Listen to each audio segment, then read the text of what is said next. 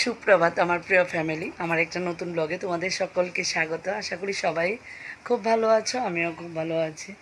তো আজকে যেমন ডাক্তারের কাছে, আবার হসপিটালে আজকে ডেট আছে, তার লিগে তো সকালবেলা উঠছি, যেহেতু বৃহস্পতিবার তো সকালে পূজাবালি দিতে লাগে। তো চাল টাল ভিজায় রাখছি, তো এখন শুধু ভাত বসামো।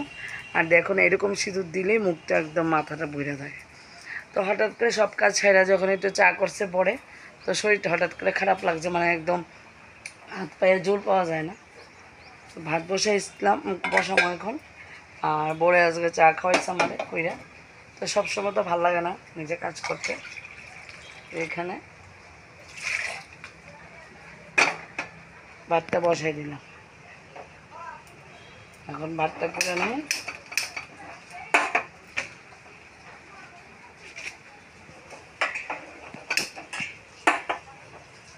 বাস ডাল বসাই নেব। এই দেখো হসপিটালে আয়া পড়ছি, তো ভাবছি সকাল সকাল আইলে নি সকাল সকাল পাওয়া যাব। তো যেই পরিমাণে লাইন গেছে, প্রচণ্ড পরিমাণ ভিড়।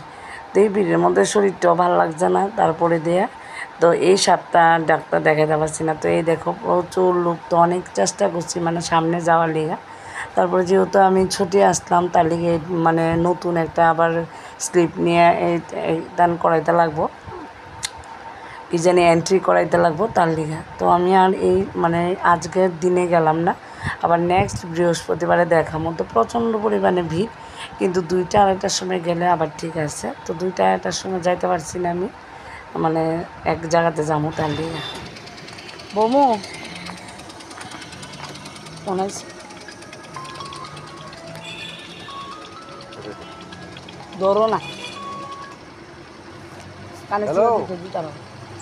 আরে কানে ছিল। এই দেখো অনেকক্ষণ হয়েছে মাঠের মধ্যে হাঁটতেছি। তারপরে একটু পিপাসা পাইছে, চা খাইতাম। তো চা খামো, একটু চা দিয়া মুড়ি দিয়া, তো কী চা খামো কইতে পারি না। তো ফ্রিজে যা দেখতে দিব, দুধ থাকলে দুধ চা খামো, নাহলে লাল চা খামো। তো বরে কল করছি, বড়াইত আছে, তাই আসে একটু মুড়ি মাইখা মুড়ি খায় 2টা রিলস করুন। তো এখন আমার সব কাজই শেষ, রাত্রে রান্না। দেখো বাবার বাড়িতে গেছি, কালকে মিষ্টি আর নিমকি দিছে, তো আমারটা আমি খাই আর মিষ্টিটা থাকবো।